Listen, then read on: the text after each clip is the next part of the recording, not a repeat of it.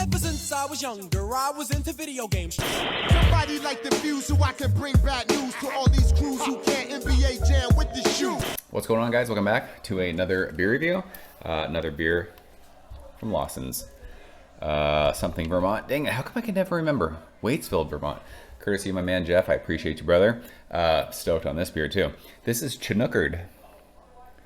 And this is a, I believe, single hopped IPA with Chinook. We're going old school West Coast, I do believe, with this beer.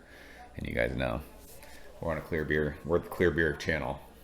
We're on the clear beer train. IPA, straight from the Green Mountains to your head. This is, what's the ABV on this? 6.5%, hashtag Team Low ABV. Traditional IPA recipe is chock full of Chinook hops. There you go. This beer was canned on, oh, we got a little Team Old IPA, I love it. January 26th, so we are 5 weeks in the can. That's not old, it's a joke. You guys know the Team Old IPA joke. So yeah, Chinook is an old school hop. It's a hop that a lot of New Money Haze bros from the last 5 or 6 years probably hate, just because they don't like beer, they like juice. So I'm all about Chinook. Chinook is old school goodness. So we are using our Lawson's glassware because you guys know beer tastes better in proper glassware. And I am stoked to see what Lawson's does with some Chinook. So we just reviewed Ruby Red Double Sunshine, which was so good.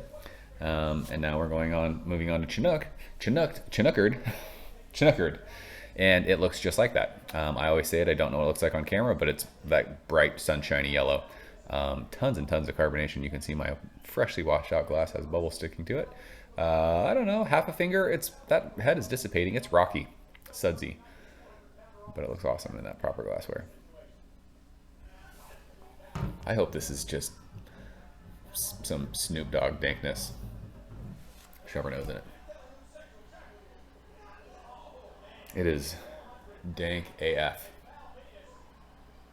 It is dank, it's floral, it's like pine cones. And there is an awesome, just bready, brown bready, malty sweetness with that. Oh, it's just piney, floral, maybe like a little bit of citrus zest, but this is just like, it smells like Christmas. Why do I say it smells like Christmas? Like, you know when you have your tree up and it just smells like spruce or pine tree? Pine tree. It smells like, what do we have? What kind of trees do we have? Douglas fir? What is that? Are we going straight Cicerone right now? It smells of snow-tipped Douglas fir. But it just smells like when you have your Christmas tree in your house. This is a fucking awesome aroma. Like, it's bringing me to the like holiday vibes, and I like that. This is old school. This smells like IPA circa 2010 when I was drinking those beers. It's gonna sound weird. It almost reminds me of like Celebration, sort of. Just that crazy, earthy, piney, little bit of resin, but super floral and super just bready malty. Love it. This beer smells fucking awesome. Let's taste it. Geoff, cheers. Thanks, bro.